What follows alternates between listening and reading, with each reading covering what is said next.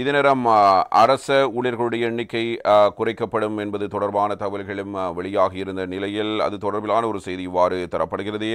அரசு சேவைக்கு ஆபத்து வராது, அமைச்சர் பேராசிரியர் சந்தன அபேரத்ன என்பதாக இந்த செய்தியை நாங்கள் காணலாம்.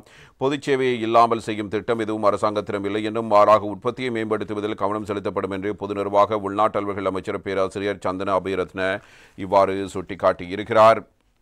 அவருடைய கருத்தின் அடிப்படையில் நாங்கள் பார்க்கும்போது அரசாங்கத்தின் வருமானத்தை பலப்படுத்தும் நடவடிக்கையாக அரசு சேவையாளர்களின் எண்ணிக்கையை குறைக்க வேண்டும் என பல்வேறு தரப்பிலிருந்தும் கோரிக்கைகள் விடுக்கப்பட்ட நிலையிலேயே அவர் இந்த கருத்துக்களை வெளிப்படுத்துகிறார். வேலை வாய்ப்பு மறுப்பு இன்னொரு நெருக்கடியை ஏற்படுத்தும் எனவும், இதனால் அது ஏற்படாது எனவும் டெய்லி மிரருக்கு அவர் தெரிவித்திருக்கிறார். பொதுச் சேவையின் உற்பத்தி திறனை அதிகரிக்க அரசாங்கம் நடவடிக்கை எடுக்கும் என்றும், எதிர்காலத்தில் ஆட்சேர்ப்பு செய்யும் போது உற்பத்தி திறன் கவனிக்கப்படும் என்றும் கூறப்படுகிறது. எனவே கடந்த காலங்களில் வெவ்வேறான அரசாங்கங்கள் உற்பத்தி திறன் அம்சத்தில் கவனம் செலுத்தாமல் தற்காலிக முறையில் பட்டதாரிகள் அபிவிருத்தி உத்தியோகத்தர்களை ஆட்சேர்ப்பு செய்யப்பட்டதாகவும், இனி அது படிநிலையில் சரி செய்யப்படும் என்றும் கூறியிருக்கிறார். இதேவேளை எதிர்வரும் காலங்களில் இலங்கையால் பாரிய அரசு துறையை அமைக்க முடியாது, விரைவில் அரசு ஊழியர்களின் எண்ணிக்கையை குறைக்க ஆரம்பிக்க வேண்டும் எனவும் ஜனாதிபதியின் சிரேஷ்ட ஆலோசகர் ஒருவர் தெரிவித்திருக்கிறார்.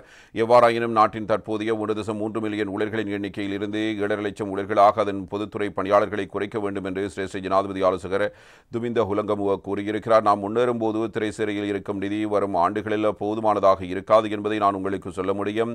ஒரு பெரிய பொதுத்துறையை எங்களால் தாங்க முடியாது. எனவே நாங்கள் பொதுச் சேவைகளை பகுத்தறிவுக்குட்படுத்த வேண்டும், எண்களை குறைத்து டிஜிட்டல் மயமாக்கலை நோக்கி நகர வேண்டும் என்று பிஎம்எஸ்சியில் சமீபத்தில் நடைபெற்ற இலங்கை பொது நிதி கணக்காளர்கள் சங்கத்தின் ஆண்டறிக்கை மற்றும் கணக்குகள் விருது வழங்கும் ஹுலங்கமுவ கூறி விருது வழங்கும் விழாவில் ஹுலங்கமு இவ்வாறு கூறப்படுகிறார். எனவே அவ்வாறான செயற்பாடுகளுக்கான எந்த விதமான ஆலோசனைகளையும் இதுவரை எடுக்கப்படவில்லை என்பது அமைச்சர் பேராசிரியர் சந்தன அபேரத்னவினால் வெளியிடப்பட்டிருக்கிற தகவலாக நாங்கள் இவ்வாறு அவதானிக்கலாம்.